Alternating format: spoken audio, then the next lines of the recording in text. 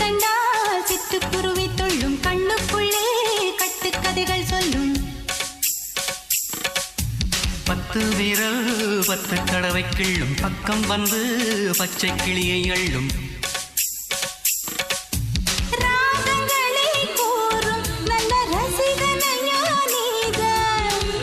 விரும்பும் ராகம் எந்த நாளிலுமே நீதான்